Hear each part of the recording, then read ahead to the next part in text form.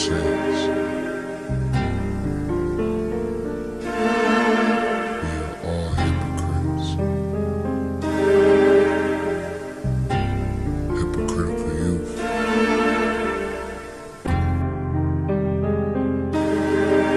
are all saints. We are all hypocrites. Hypocritical youth. Welcome to Hypocritical Youth, a place that gives people a platform, an opportunity to express themselves without being criticized, judged, or shunned upon. We are all saints. We are all sinners. We are all hypocrites. My name is Aaron Pierre, and I'm so grateful for the opportunity to make this podcast and to be able to be a light in this dark world. There's so many things happening. There's so many generational curses, trauma that I hope one day that we all break from. But it's going to take a lot of accountability. It's going to take a lot of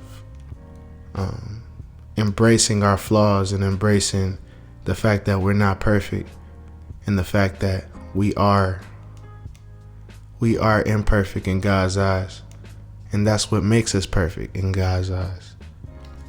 So the meaning of hypocritical youth is just that in my eyes, I feel like everybody is a child. Even though we mature in flesh and we mature in experiences, we're still children. I believe that nobody really know what they're doing in life, and that's a good thing. It's not a bad thing, but it's just the fact that we have to embrace the fact that we don't know everything. And once we do that, we'll be more open-minded and more receiving to knowledge and wisdom that gets poured into us every day. So I'm grateful that I'm here. I'm grateful for the opportunity, and I just want to dive into some questions from people that submitted it throughout the last couple weeks. And the first question we got is, who are you? My name is Aaron Pierre Williams III, aka Aaron Pierre, aka AP. I'm a musician, a singer, producer, rapper, writer, and I really started my journey of creating ever since I could remember. I always loved to create, whether it was music, whether it was podcasts, writing, scripts. I've always found joy in creating. And music wise, I started when I was younger. I always remember being around music, and that seed was planted when I was about 1. I remember that my dad and my 3 uncles, they were part of a rap group named Four Wiseman, originated in Tulsa, Oklahoma, and he would always take me into the studio, and I just remember being so inspired and wanting to be like them. And that's really where the seed was planted, because ever since then, coming up in elementary school, I was singing every talent show. I was singing at church. And then once I got a little older, that's when I started really getting into rapping. And it's a funny story, actually, I had to tell y'all about how I got into rapping. It was this one party, I'll never forget. This one party when I was about 9 years old.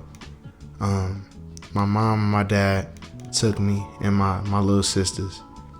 And in the living room, they had this video game called Def Jam Rap Star, right? So I'm looking, everybody's having fun, going crazy. It's tiers of grades you get. So it's like the highest grade you get is off the chain, dope. And I decided to get the mic and do a little song. And I did Soulja Boy, Turn My Swag On. I did the song. I felt so good. I thought I was killing it.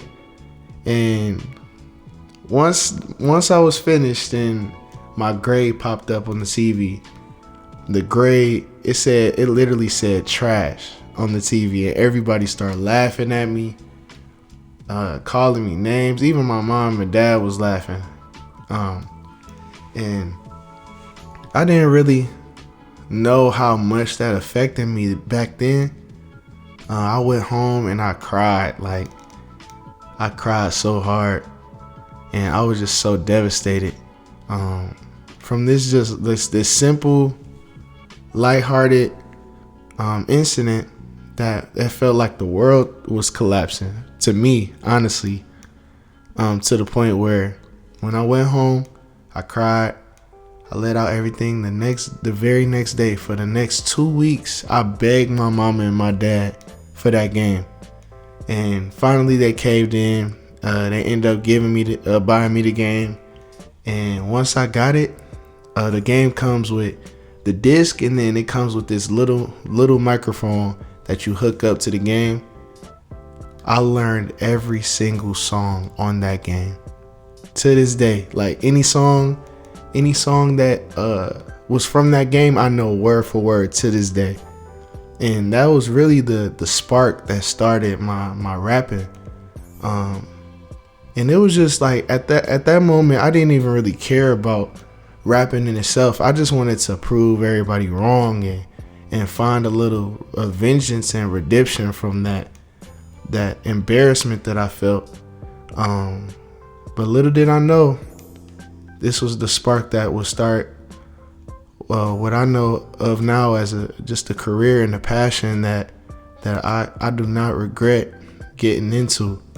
And like, that's when I started really rapping and really perfecting my craft and studying cadences, studying the greats, Tupac, then Jay-Z, Lil Wayne. Then it got into Kendrick. Then it got into J. Cole. Then it, Lauryn Hill, Mos Def, Black Thought, all these great lyricists that I started to study when I was younger, to the point where, like, I would slow down music just to master the cadences and perfect it to a point where it was undeniable that I was gonna be one of the greats. But that's really how I started music then. I was in band as well. And when I was younger, I thought band was lame. I did band. I played the saxophone, alto saxophone, from 4th grade all the way up into 9th grade. And then when I got to 9th grade, that's when the shift happened of like, man, band lame. And then I kind of went away from that and started playing football. And I didn't even play football my whole career. But yeah, that was the start of my music career, and methods and stuff I learned in band, I was able to transition that into my production. And looking back, I really did have a head start, because like everything that people are just now learning, get into production, like tempo, key, time signature, all of that I had already learned in band. So the transition was effortless for me in that aspect. But yeah, that was how I started music.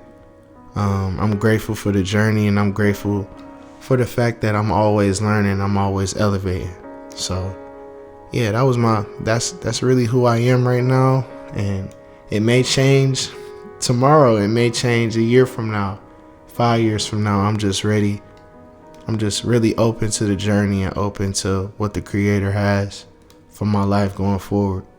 But the next question is, what inspires you to keep going? There's a lot of things that inspire me to keep going. Mainly is my family, mainly my mother, my sisters, my dad, my brothers that are not my blood brothers, but that I call my brothers because so loyal and so dedicated to seeing me grow and being honest with me and holding me accountable. The people around me that supported me and invested in me, that really is what keeps me going, knowing that if I do give up, I'm giving up on them as well. And I can't do that. I can't rock with that. So that's definitely what inspires me to keep going and to keep my head on solid ground and just enjoy the process and embrace it. My next question is, how's your relationship with God? Recently, it's been getting better. I've learned that the more busy I get and the more I have on my plate, the less connected I am, in a sense. So it's all about finding time to keep in contact and to keep praying and to keep that relationship tight knit, because the world and life has its way of disconnecting you when stuff is chaotic or stuff is not really going your way. You kind of lose sight of that. And I feel like I drifted for a little bit, but now I'm kind of that's why it's always good to have an anchor, and to, when you are drifting, you could anchor back and find that solid ground again that you had before you start drifting. So I would say right now it's way better than it was. It's just all about staying consistent and staying positive, and just putting time aside to talk to God and to keep praying and to keep fasting. So that's really my biggest struggle with everything I do, as far as like music, education, teaching, and going back to school. It's easy to get lost in that busyness sometimes of the chaos, but I'm still learning how to find time and to keep being consistent with my walk with God. That's something I'm learning. That's something that's gonna get better over time, and I'm just grateful for His grace and His mercy, because if I didn't have that, I'll be long gone. So the next question is, what's your goal for this podcast? And I kind of said it already, but it's really just embracing the flaws and embracing the fact that nobody's perfect, and giving people a space to talk and to converse without worrying about judgment or critique or just backlash. Just having a conversation and being empathetic with one another and sympathetic and having an understanding. It's one thing to accept somebody or to tolerate somebody, but when you understand somebody and you understand what they're going through, even though you haven't went through the same exact situation, but to hear the pain in their voice, to hear the joy in their voice, and to be like, man, I understand, even if you don't agree. It's just that thing we're missing in this world, where we could just understand, and despite of our disagreements, we could still love on each other and find that common ground. That's really what this world is supposed to be, and what love is supposed to be. Despite our disagreements and despite our views, we find common ground with each other and still find that understanding and still love each other regardless. And that's really the true meaning of love in my eyes. So I feel like that's my true goal with this podcast. And like I said, I'm grateful for the opportunity and the resources that I'm blessed with in order to make this happen. Because even today, like, I've been pushing this back over and over and over again. And for this one, I'm not going to have a video, but it's just all about me stepping out on faith and just doing it anyways and letting everything work out in the long run later on. And I'm just glad I took this leap of faith, even though I'm not gonna have a video attached with this episode.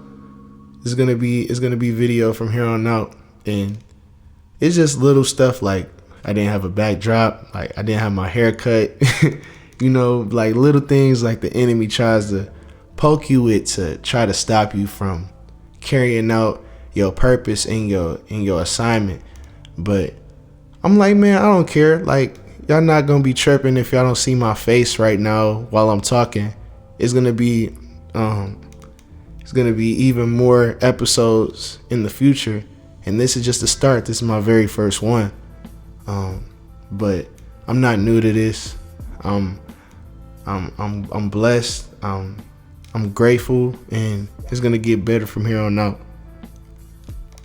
And the next question is, are you an introvert or an extrovert? And that's a tough one because it really just depends on what mood I'm in. I'm a Gemini.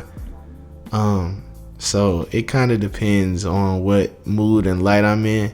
I see myself as both. I purely used to be an introvert when I was younger. Just from like stuff I went through and the insecurities I had that I'm still healing from. But I learned like nobody really cares. Like, they do care, but nobody really cares. And once you live life like that, it's so much freedom in that, and it's so much power in that. Just the fact that you're living without having the need for anybody's approval, and you could just do what you want and not have to worry about the critiques and the judgment for anybody. Still be wise in your movement, and still be knowledgeable about who you let around you, and not looking crazy. But just the fact that people are so caught up in pleasing others, like social media is the biggest reason, because people put out their best. They put out their best foot forward when it comes to social media, and it's fake. Like, nobody really puts out their true background on social media, and that's what people judge themselves off of. That's what people compare themselves to, and that's just not fair. Nobody's perfect. Nobody has it all together. No, it's people that are well off financially, but I promise you, within their soul and within their mental, it's not all sunshine and rainbows. I promise you that. I've seen it firsthand. So the fact that, like, even though I'm not to the height financially that I want to be, to the height with my image in music, my image in my flesh, I'm at peace with myself. And that's really the purpose and the goal that everybody should have. Not worrying about comparing yourself, but just being at peace with yourself and running your race and being the best that you can be, and not having to live for somebody else, not even your parents, not even your siblings, not even your spouse, not even your girlfriend or boyfriend. Living for yourself and finding peace within yourself. And once we figure out that that's the way to live in this world, man, we're gonna be unstoppable, for real. But that was it, man. I'm grateful for this opportunity, for this podcast. There's gonna be so many great episodes to come. It's gonna be a lot of special guests. It's gonna be a lot of deep talks that I think is needed, that I know is needed in this world, in this place and time in this world today. But I can't wait to share with you what I have, the ideas, the tools for growth, and just the overall, not even blueprint, but just the overall picture I have of what the world can be and ways that we can get it there together. So you can follow me on my personal page. I am Aaron Pierre on Twitter, Facebook, Instagram. And you can also follow this podcast page, Hypocritical Youth, on Facebook, Twitter, Instagram, and all of that as well. And subscribe on YouTube. I love you all. I appreciate you for tuning in. Hypocritical Youth. We're all saints. We're all sinners. Peace out. Love y'all. My enemies won't defeat me. Fame and money won't complete me. You cannot take off my crown. Who will be there for me now? When I fall down, when I fall down, when I fall down, when I fall down, when I fall down, when I fall down, when I fall down, when I fall down.